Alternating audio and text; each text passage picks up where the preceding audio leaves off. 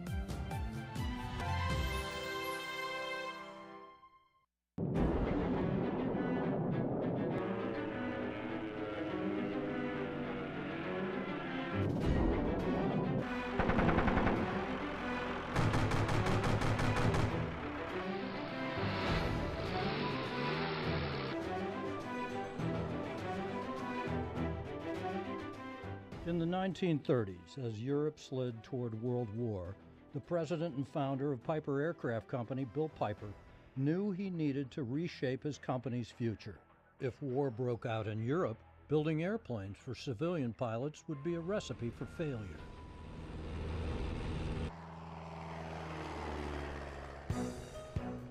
On the other hand, in wartime, the U.S. government could be a huge customer, so Piper Aircraft Company began preparing for war. Piper's foresight paid off when in 1939, U.S. President Franklin D. Roosevelt signed into law the Civilian Pilot Training Act, designed to prepare America for war. This new program set up civilian pilot training courses on college campuses, and before long, Bill Piper's J-3 Cubs were teaching students to fly at colleges all over America. Piper also demonstrated the J-3 Cub to the United States Army, touting its value as a military trainer and in combat roles as an artillery spotter, airborne ambulance, and liaison aircraft. During the 3.5 years after America entered World War II, the U.S. Army and Navy bought more than 4,000 Piper Cubs, known in the Army as the L-4 Grasshopper and in the Navy as the NE-1 or the NE-2. In the U.S. Army Air Corps and later Army Air Forces in World War II, more than 80% of the pilots got their initial training in Piper Cubs before graduating to more powerful, more complex airplanes or to combat gliders. In combat, the Piper Cub traded its distinctive Cub yellow for Army olive drab. Renamed the L-4 Grasshopper, the Cub performed a variety of missions, from spotting and reconnaissance to stretcher bearer, resupply, and liaison. And at least one Grasshopper pilot is credited with shooting down an enemy aircraft with a .45 caliber pistol.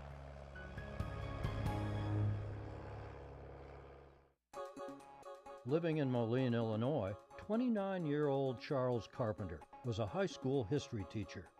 Carpenter was already a second lieutenant in the U.S. Army Reserve and was called up for duty in March of 1942. He was sent to Miami Beach as an instructor to teach new officers how to be officers. With a younger brother who had been captured by the Japanese in the Philippines, Carpenter did not want to sit the war out in Miami. He volunteered to become a glider pilot and was sent to several bases in the southeast U.S. The glider pipeline was long, and as he was waiting his turn, he volunteered again to become a liaison pilot. He was sent to Fort Sill, Oklahoma, where he earned his L-wings and was assigned the 4th Armored Division that was part of General Patton's 3rd Army. He arrived in England in early 1944, and by late May of 44 was assigned Piper L-4H, serial number 4330426, which he would later add the nose art Rosie the Rocketer to the front left side in honor of the Rosie the Riveters back home in the States. While in England, he and his fellow pilots tested the use of bazookas that had been attached to the struts of the L-4.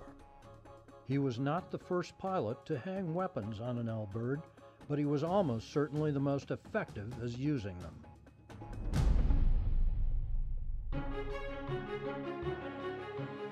Arriving France on July 27, 1944, he began flying reconnaissance missions for General George Patton's 4th Armored Division. Flying over enemy lines, Charles would report back on the location of enemy tanks ahead of Patton's 3rd Army. It was dangerous work. In June and July 1944, General Omar Bradley's 1st Army, fighting in Normandy, lost 49 spotter aircraft with 33 pilots killed in action. Flying low and slow, unarmed spotter aircraft were vulnerable to anti-aircraft fire and even to small arms fire, and spotter pilots couldn't shoot back. That frustrated Charles Carpenter. In October 1944, alone, Charles Carpenter destroyed 4 enemy tanks and an armored truck with his little spotter plane and earned the nickname Bazooka Charlie. By the end of the war, Carpenter had received 2 Air Medals, 2 Silver Stars, a Bronze Star, and a promotion to Colonel for his bravery, creativity, and determination. He was officially credited with destroying 6 German tanks, making him a tank ace. And the Allied soldiers he fought alongside gave him one more nickname, the Lucky Major.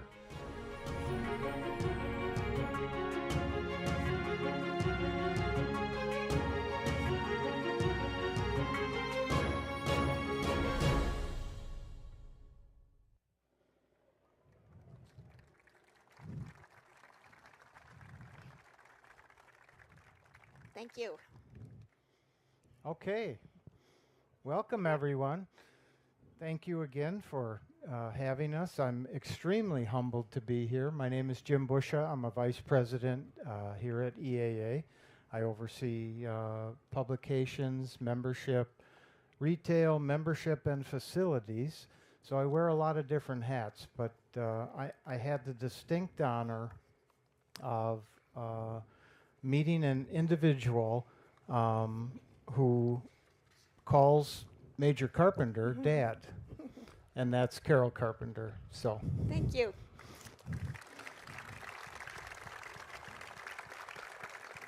So I told Carol there'd be about maybe 10 people here to listen to our talk today. So it's amazing. This story, I've interviewed over 350 veterans in my time, mainly the World War II veterans, but one of them that I really had a passion for was Major Carpenter.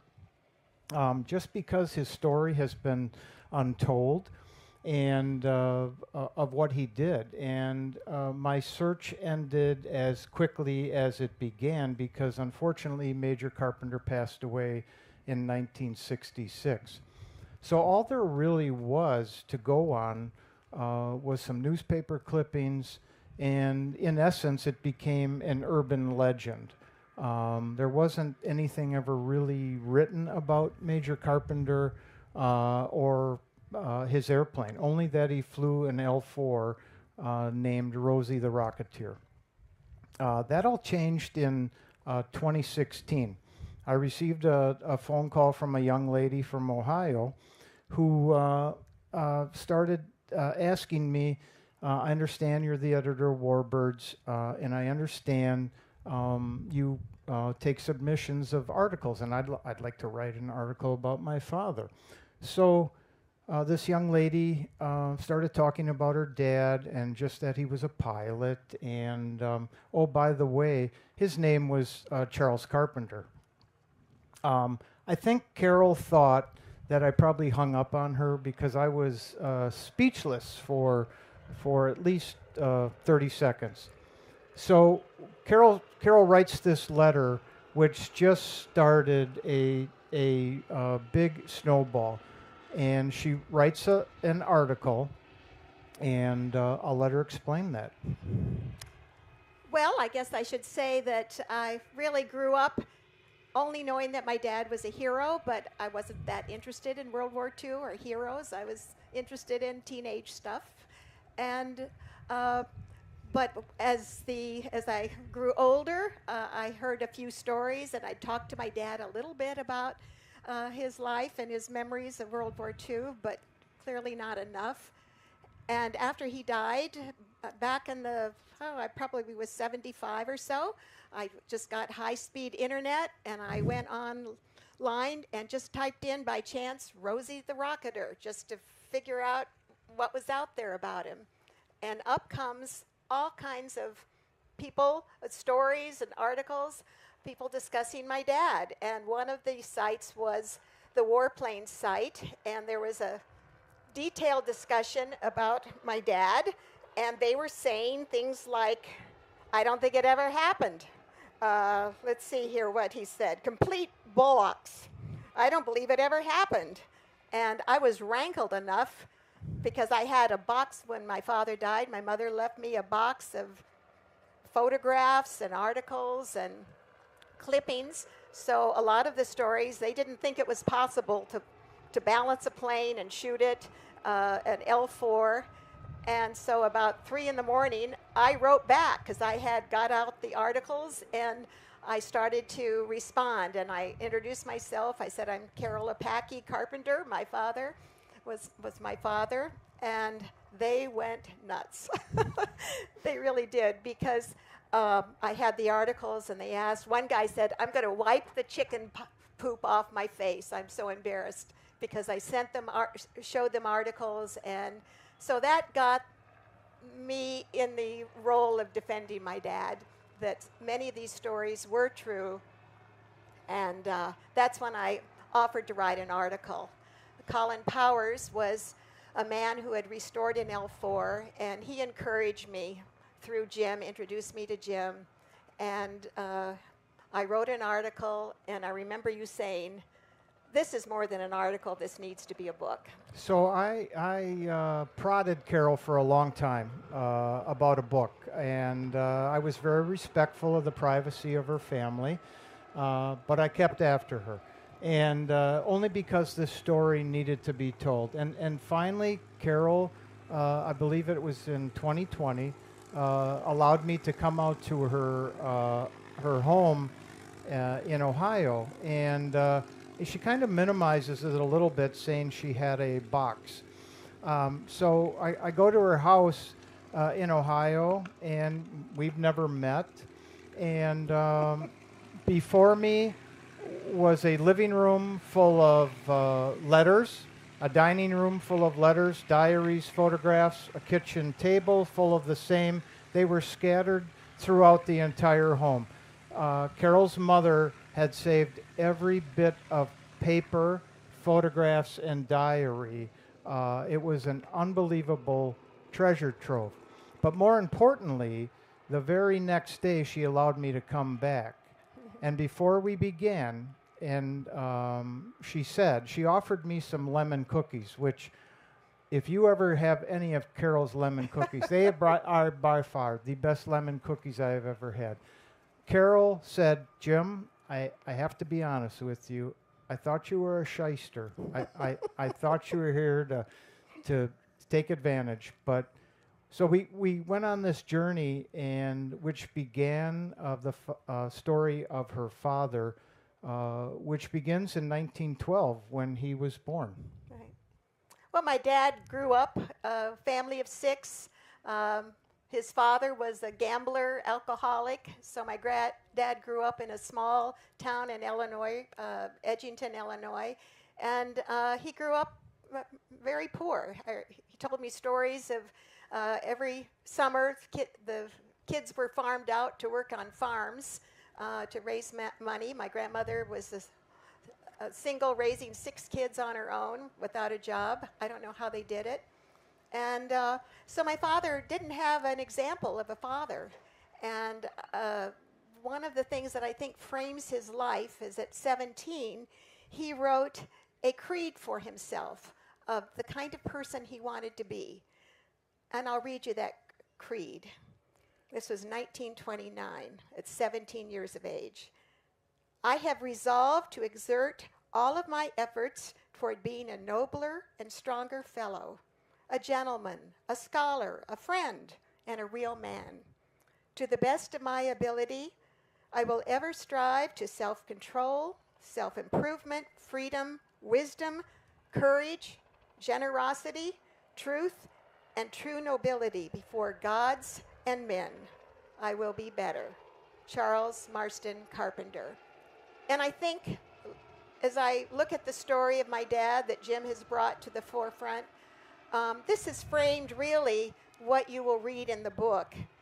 Because during wartime, how does one hold on to these ideals? And it's a very personal story of how my dad really struggled. He may have been a hero doing brave things, but he was struggling personally. And you will see this. So to me, the big question is, how does one hold on to the ideals that you are striving to achieve during wartime when you are asked to do inconceivable things? And so my dad struggled with this, and this is reflected in the letters. And I mean, it's really important that Charles was 17 years old. 17 years old when he wrote this creed. There's not many 17-year-olds today that can even write cursive, let alone put their phones down to have a creed. But Charles was set himself apart and began this journey. And I think Carol will expound on it, but he was a voracious reader, a voracious writer. He had mastered the control of the English language, and he was a Renaissance man, I believe you described him. I'll read a passage, and I had the unique opportunity to reflect. I am 81. I had the opportunity in my late 70s to reflect on the lives of my parents. And I had to write about it because of this book. And in the foreword, I wrote about my dad, just to give you a sense of who he was. The image of my dad as Bazooka Charlie, with stories in the newspaper clippings as both mad and a legendary warrior, is very different from the person I knew. Family and friends knew him as someone charismatic, highly principled, articulate, and wise. He was a man of peace, a scholar, a book collector, a poet, a practical joker, and an athlete. He loved and sang operetta in the shower and carried on serious discussions about philosophy and history. He was a devoted husband and father who patiently taught me chess, tennis, and regularly took me on nature walks and camping and canoe trips. He spent long hours with me in deep conversations about books and big ideas. He was also a highly respected high school teacher who had the school yearbook dedicated to him several times.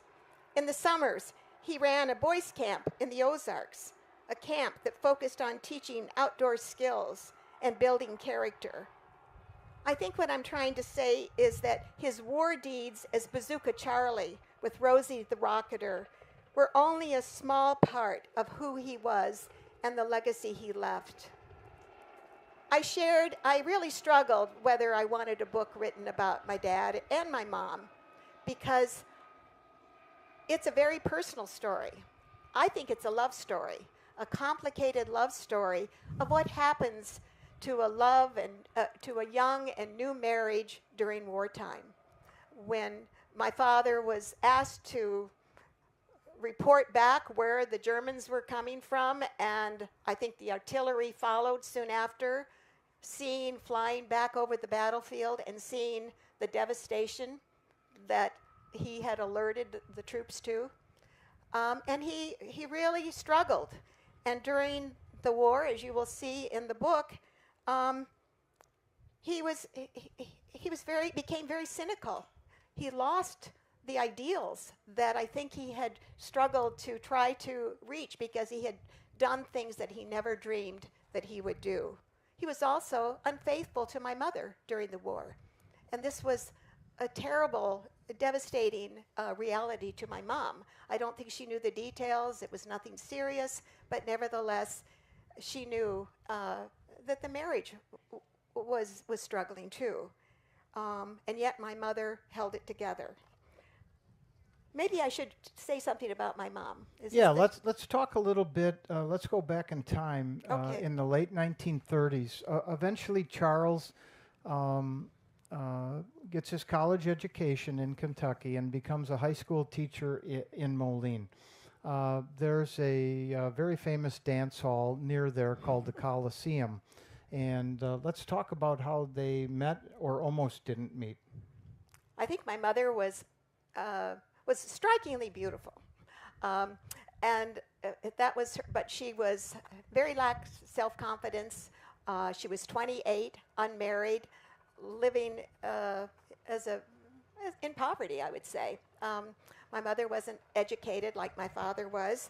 But everybody in Davenport, Illinois, I think, went to the Coliseum if you were single, and you would dance. It was a big ballroom and probably live music. And she saw this dashing young teacher over across the room, and she told her girlfriend, now that's somebody that I could really be attracted to. That's my idea of a man. And lo and behold, he comes over and asks her to dance. And they dance, and they have a wonderful time together. And he asked her if she would like to go out on a date. And she was so flustered and lacked such confidence that she said, I'm sorry, I have plans with my girlfriend. And so that ended any chance of a romance, and she spent a year regretting what she had done. A year later, she's back at the Coliseum. She sees my dad again.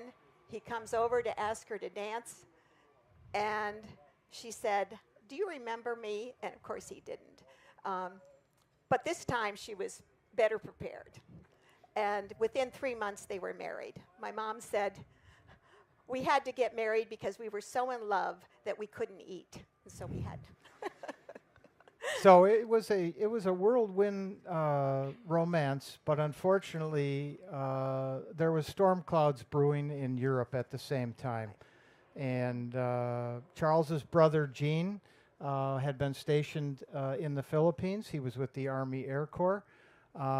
And he happened to be on Clark Field on December 8th, 1941.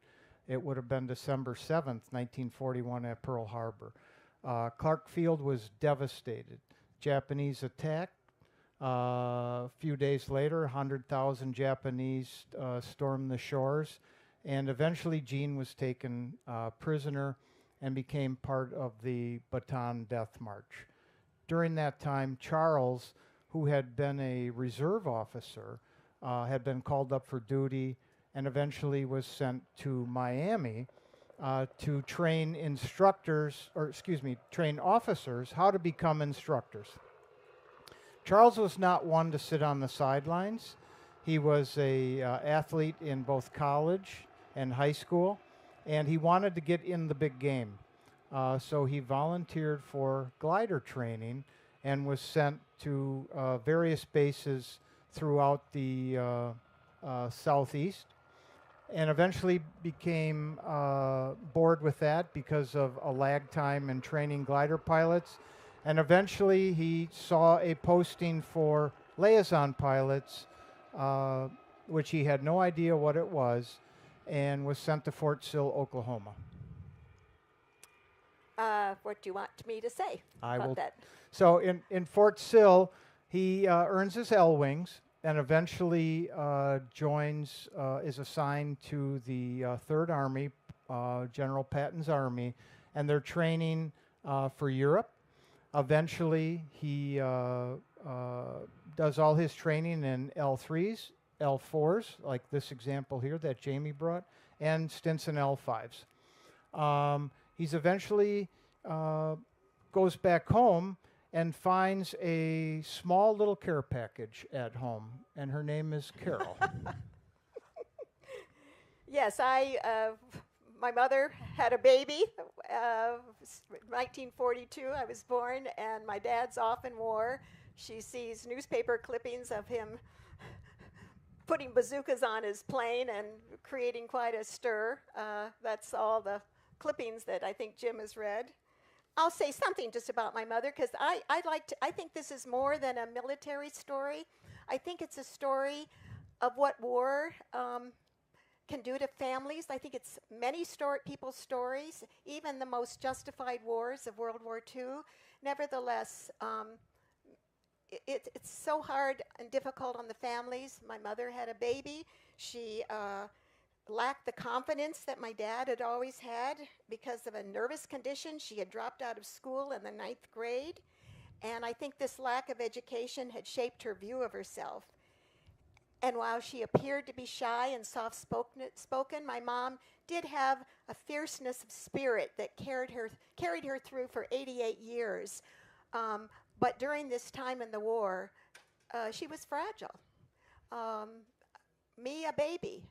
And there is a point, and you'll see in the book, where my dad writes to her, as much as there's many love letters that are wonderful, but he said, I can never come home and be a normal person again.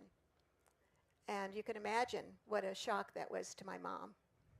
I think he had seen so much, done so much, had gotten into trouble with the big brass. So I really think what Carol's alluding to is after he leaves the deserts of California and is shipped over to England in 1944 and begins training with the 4th Armored, he's assigned an aircraft that was built by the Piper Aircraft Company in April of 1944, and it arrived in England in May of 44, and it's assigned to Major Carpenter.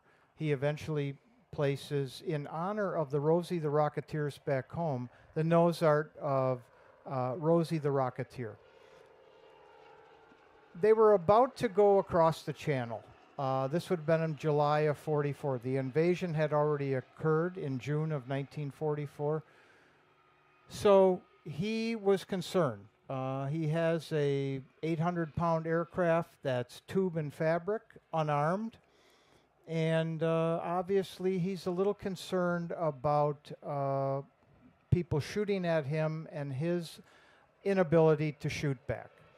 So they went to a test range in England, and they asked permission to attach a bazooka to the struts of their L4. The officer in charge said that it was crazy. You're going to blow your tail off with the flame. And so he said that we'd like to prove it, he and his pilots. So they did, and lo and behold, it fired. There was no blowback. Tail was fine. And he asked permission from his commanding officer to attach bazookas and then use them in combat. And again, his commanding officer pled with him, saying, it's a suicide mission. You will be shot down. It won't work. Major Carpenter was not one to take no. The officer said, I'm not going to give you permission, but you're going to do what you want to do, and they did. Eventually, he attaches 6 bazookas to his aircraft. What Carol's alluding to about he may have gotten himself into just a really tiny bit of trouble was in early August of 44. He's in France. He's scouting a landing field. He comes across a stalled Sherman tank and some soldiers, and they're facing a very, very small French town. And at this French town, there was concealed a German 88 anti-aircraft gun, devastating, devastating weapon, feared by the Allies throughout the theater. And he was told by the Sherman tank crew that this town, there were hundreds of German soldiers there. Major Carpenter said, I had flown over that. It's just a resistance while the Germans are retreating.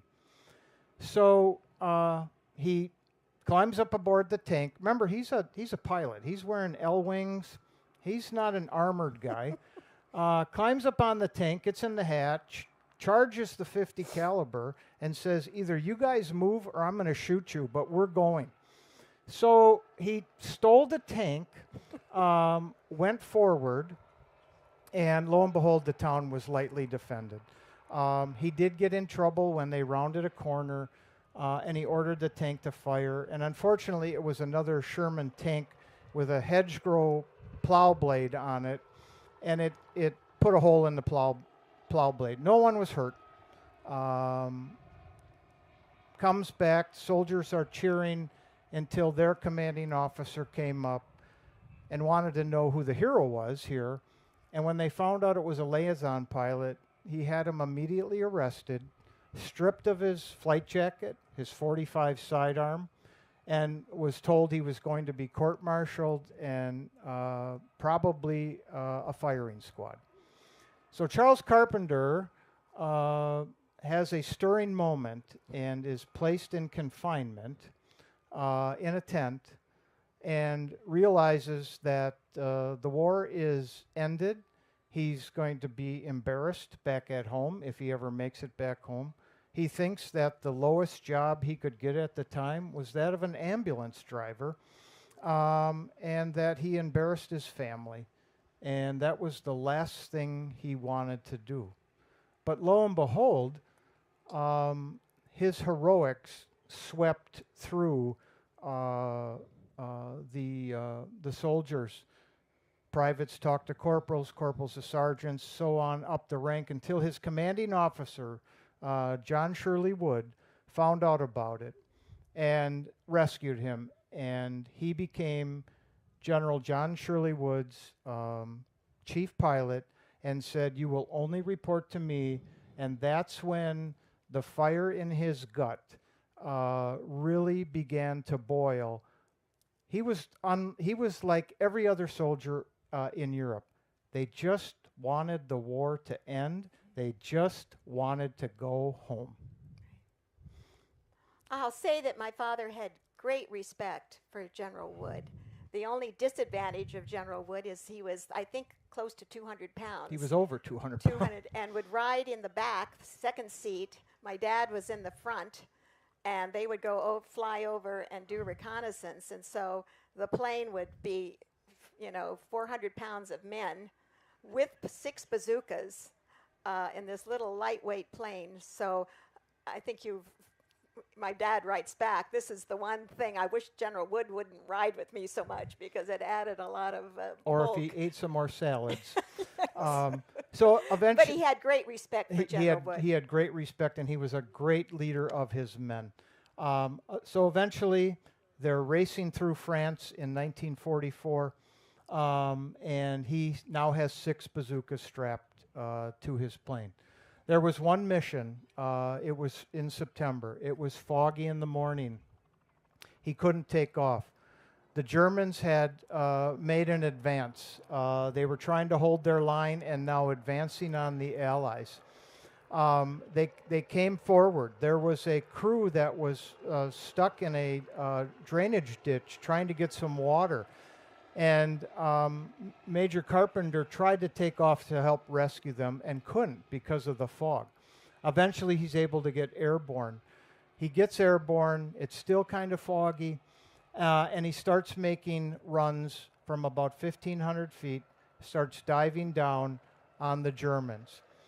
He did that 3 times that day, loaded 16 rounds of bazooka armor, lands, and was credited with not only stopping the German advance, rescuing this water crew, but also with damaging or destroying 2 to 3 tanks. What he writes home is, we just had a busy day today, And I may have hit something. That's about it. That's how he was. He did not want to scare Elda, who every letter he wrote home, he had a pet name for her, and that was Bunny. Bunny, right.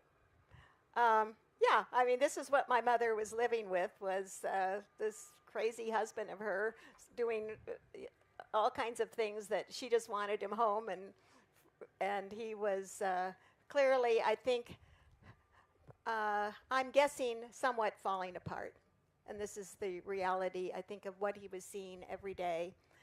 As you know, General Wood was eventually, I think, fired by General Patton because he was what needed rest and recuperation. It was, and I think what I've heard, this sweep across the 4th Armored Division across France was one of the most effective fighting forces in history. They really pushed the Germans back basically over a summer and a fall. Yeah, and that was in December of 44. General Wood was relieved of his command. General Wood's stance was his men come first. He was an individual that slept in a tent, slept on muddy ground, while other officers were in train cars and chalets. He was a true leader of men and stood up for his men and may have said a little too much. He was actually great friends with General Patton, but General Patton had no other recourse but to relieve his friend of duty and send him home. So this is the buildup now into the Battle of the Bulge, and Charles is part of that. Suddenly he develops a sore neck. And this is now towards early January of 1945. And he sees the field doctor, and he's still flying, still firing his bazooka, still fighting. But he says to the doctor, it's just a little sore. Doctor sees a small lump and says, I'm sending you back to Paris just to get it checked out. Well, the doctors in Paris examine him. They take a small biopsy, and they determine that he has Hodgkin's lymphoma. And they tell him, you have 2 years to live. Right. So this is the way he came back to my mother, told he had 2 years to live. My mother was, this is where in reflection, I realized what a hero my mother was too. And this is what I think is part of the story.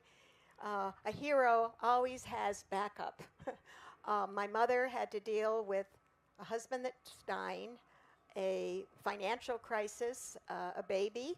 And so what my father wanted to do was sell the house and take a trip and go out west. Before, he had never seen the beauties of the West. And so my mother agreed.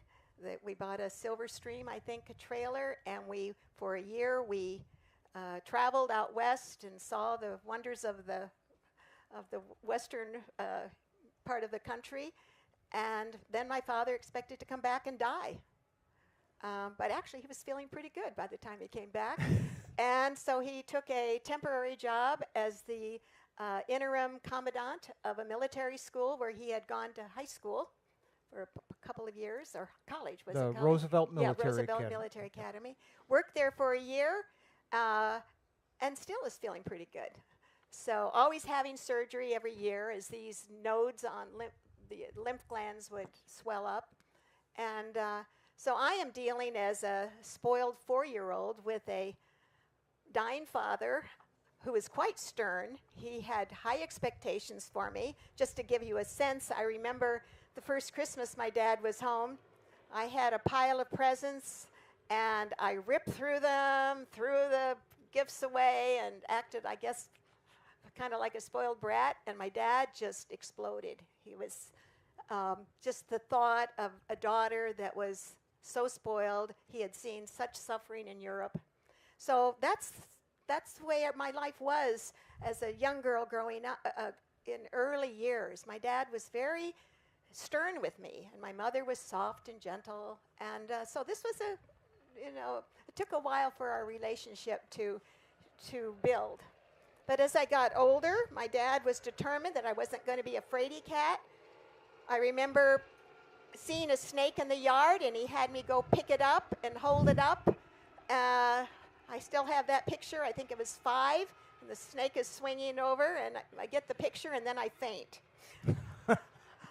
We got on swimming. He took me to swimming regularly, and when he wanted me to try diving on the 30-foot diving board. I was probably 10 at this point. And he's down below, and he wants me to jump. He didn't want me to be a fearful child. And I still remember hovering over the diving board and my dad yelling, "Jump, damn it, jump!" So I did.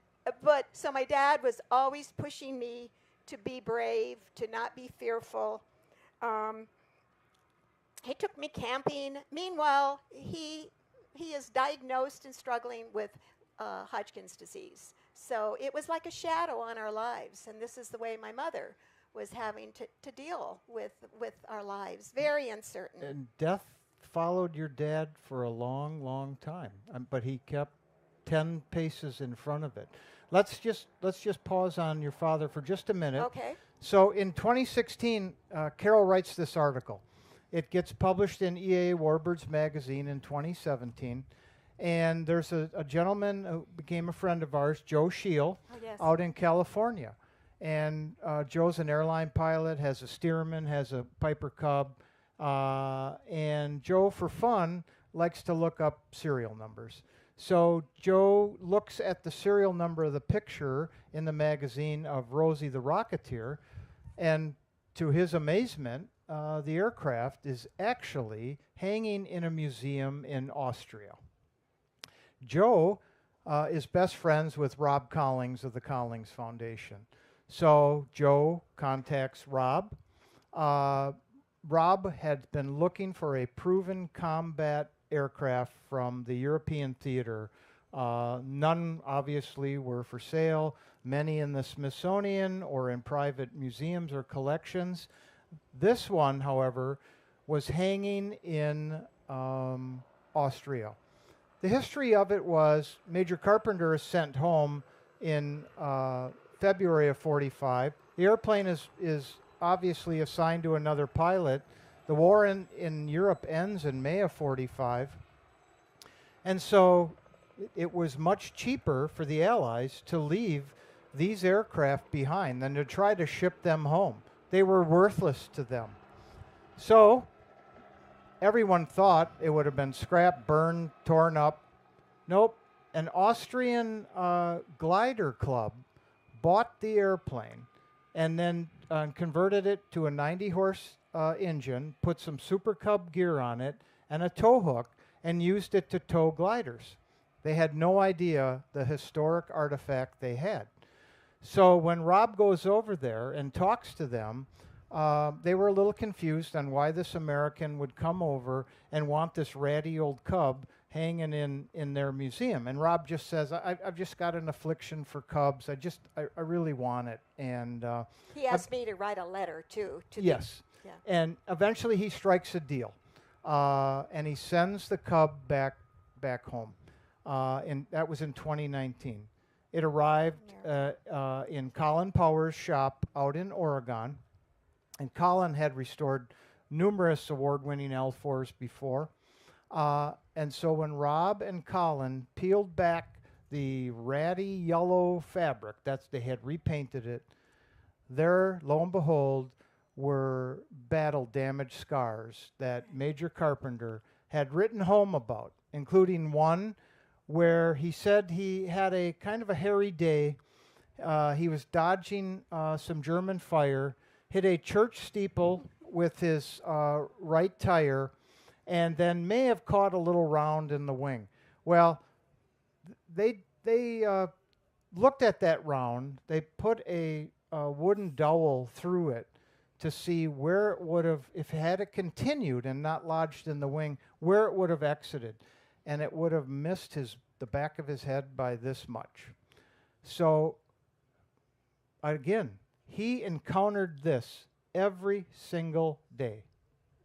Every single day.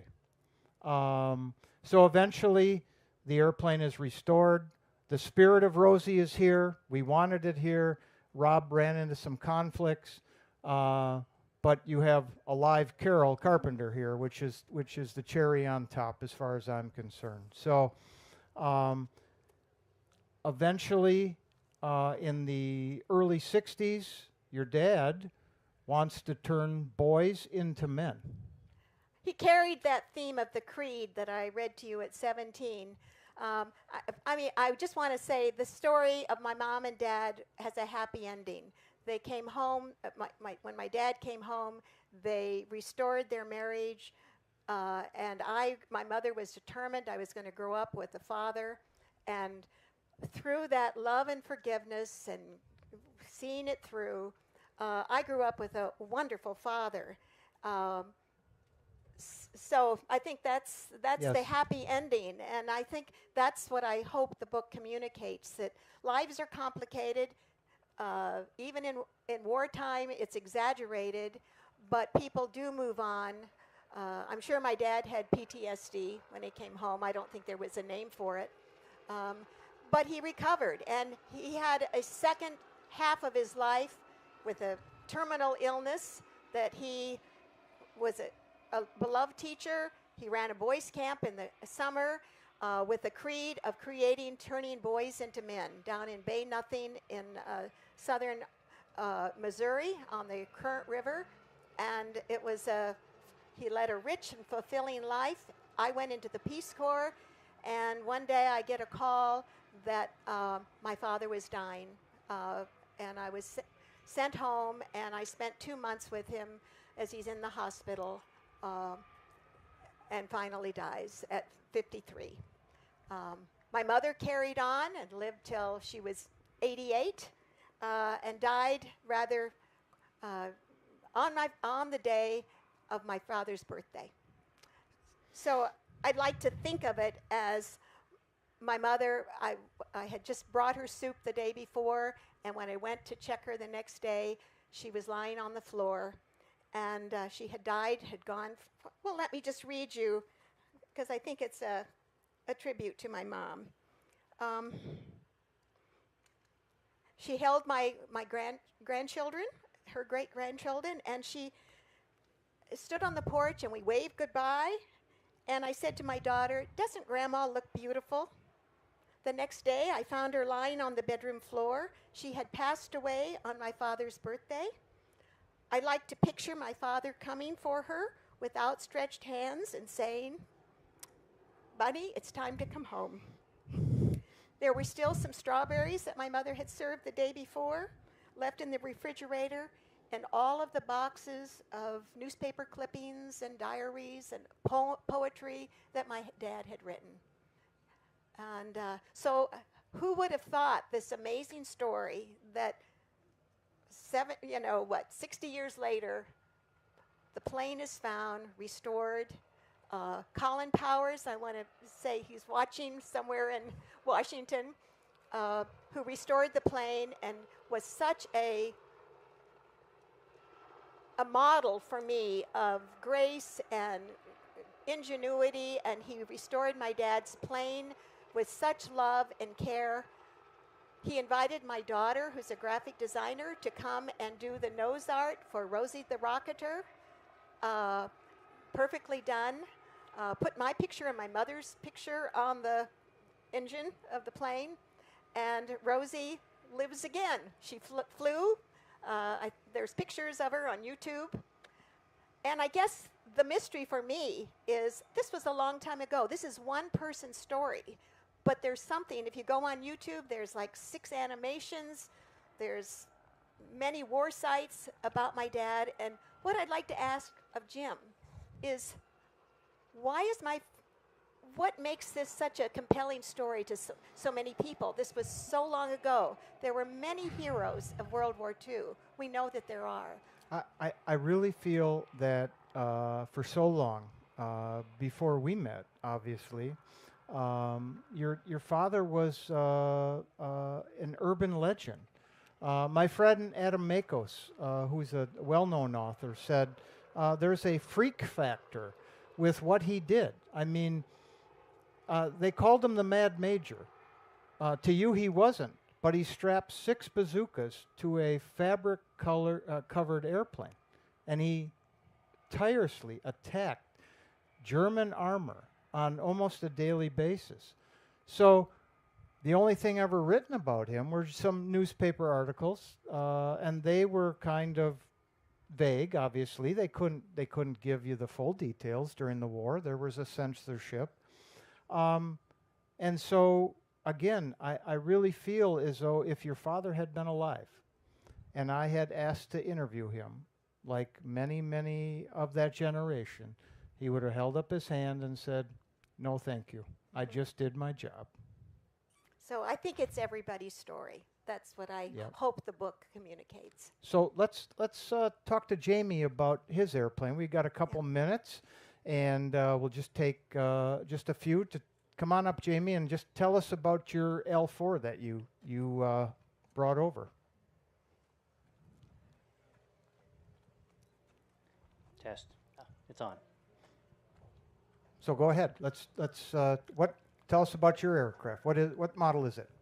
Okay, this is a model L-4B. It was built in 1943. My understanding is the yellow tail number. We're going to look at the camera over here. This one, okay. That the yellow tail number represents 43, the 3 on the back there, and that was the 1257th airplane delivered that year. What is it like? What's it like to fly an 800-pound airplane? Could you see yourself strapping 6 bazookas to that and attacking German tanks? Sounds like fun. Yeah, but you got people shooting at you. Yeah, no, and it's dangerous. Yeah, it would be. You would definitely feel like a target all the time. I mean, it would, because you're low, you're in small arms range, just like you were talking about the bullet that passed through, and everybody's shooting at you. And what is your cruise speed on this? 70 miles per hour. 70 miles an hour. Yeah. So you're a very slow-moving target. Yeah, you could firewall it and do almost 80, and then you're out of gas in an hour and a half. Okay, Yeah. almost 80. My wife drives a lot faster than that on the highway. So, yeah. What about the paint scheme? What does it represent? This would be a representative of European theater. Don't know what the 25 and the K, if it's a specific unit or whatever. But it is representative of European theater. You got the invasion stripes so that you don't get shot down by your own people. That's what those are for. And you've got some period radios in the back, and along with it looks like a trailing antenna maybe? Yep, you got the antenna on the little reel, which went through the little hole in the tail, and they could reel that out, let it drag out behind, and then you could transmit friendlies. All right. Thank you very much. So I think we're going to take any questions from the crowd now for Carol or myself.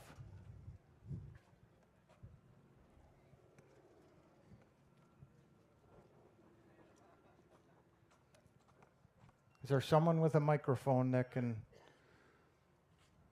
Who's got the microphone? Carol, did you ever go flying with your dad? I never did. No, I only have ridden on Ozark Airlines as a kid.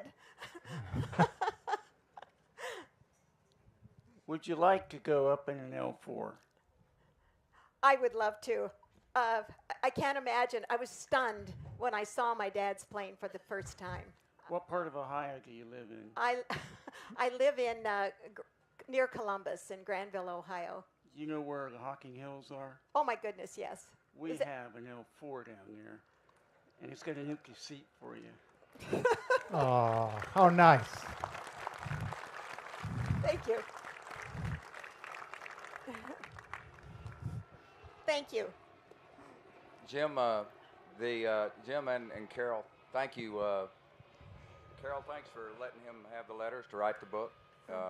I've read the book. It's a really good book. I've read 17 World War II books in the last 4 years, and I would definitely put it among the top 3 because I had a couple other favorites, but it's far and above average. Carol, it's obvious you got your mother's looks. I know you've commented on how, when you said how old you were, I hadn't done the math, and I said, holy crap. But I would like to ask you, Jim, you did a great job of taking the letters she provided and putting them into the right places so that you really felt attached to Charlie Carpenter. This is sort of a weird question, but L-5-wise, as you and I know, there was a Marine pilot in the spring of '45 who decided he would try bazookas on the L-5, I think in Okinawa, and he was actually here at Oshkosh about 12 years ago. He's passed away now.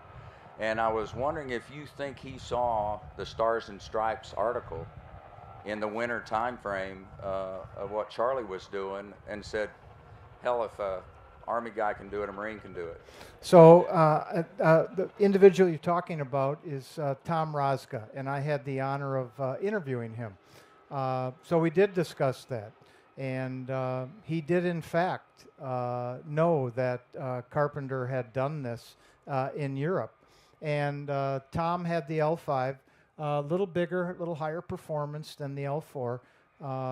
And again, had the same problems convincing his commanding officer that he could, in fact, do that. But Tom did it very successfully. Tom's great achievement was he was actually I believe the second aircraft to land on Okinawa. And again, Okinawa was heavily defended by the Japanese. So he's landing on this coral rocky bed, cutout runway, as the Marines are still coming ashore while the Japanese are firing from above. But Tom used those bazookas quite successfully to eradicate Japanese hidden on that island. Yes. I'll just add, while it occurs, one of the reasons I was willing to write this book is because I have 13 grandchildren. 4 of them are here, and they Why don't you guys stand up? Where are you? Yeah. And look at their hats. Look what they're wearing. And they are hearing their grandfather's story in a way that I never dreamed would happen. And this is really, to me, this is the reason, thanks to Jim, why I have done this. It's a wonderful story. It's an inspiring story, I feel.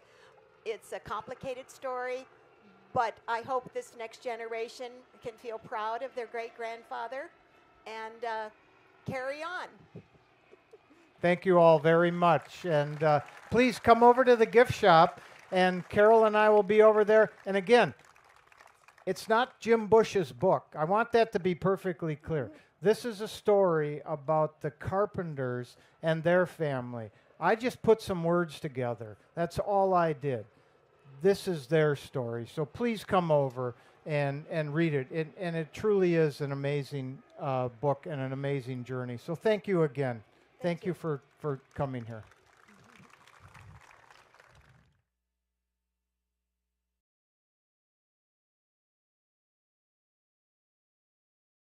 How to grow delicious tomatoes. Step 1. Feed them while watering with Miracle Grow liquid feed. That's it. Miracle Grow. All you need to know to grow.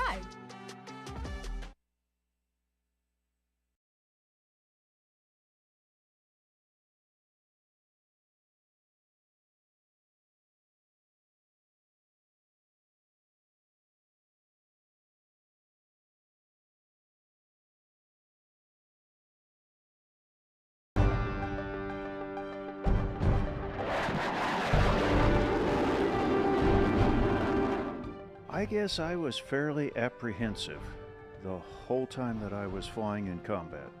And I guess there's good reason to feel that way. I'm there to cause a lot of damage and a lot of harm, and therefore they would like to damage me. And I was 25 years old at that time.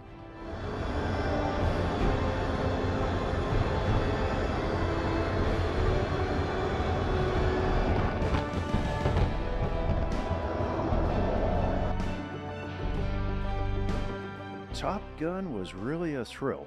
I must have done well in actual combat because at the time I was just a lieutenant junior grade, which is a first lieutenant in the Air Force. And so I may have been the very first lieutenant junior grade to go through Top Gun.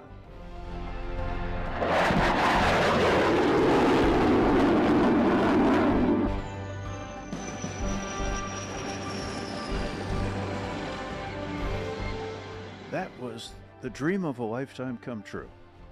I had wanted to be an aeronautical engineer and a test pilot just like my dad from the time I was 10 years old.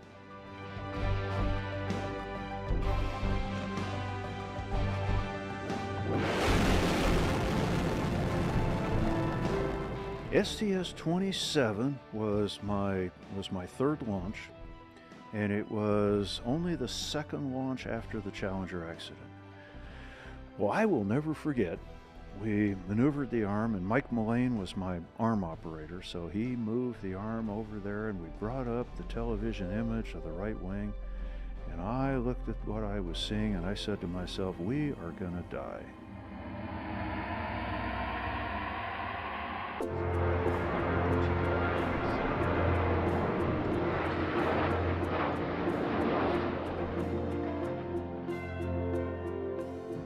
To be an airline pilot, there was mandatory age 60 retirement. I was a NASA astronaut until I was 50 years old. And so I looked at the situation, and I had known a number of Southwest airline pilots. And they were just like me. They were flying because they loved to fly.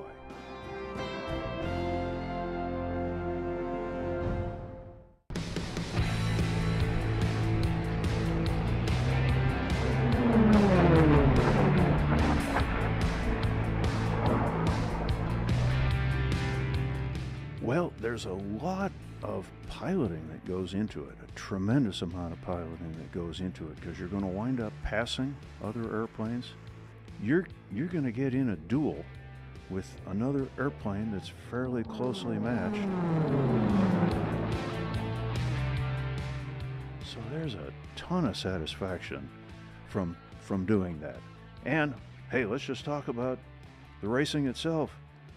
It's fun to fly low, but it's dangerous.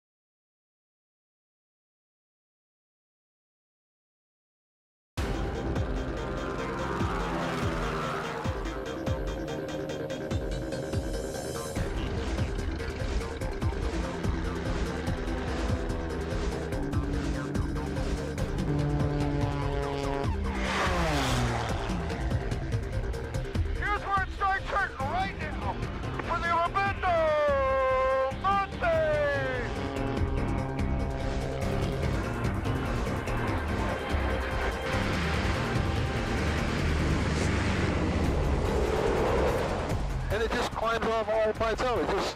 It does it itself. Okay? Yeah, you're right there with me though.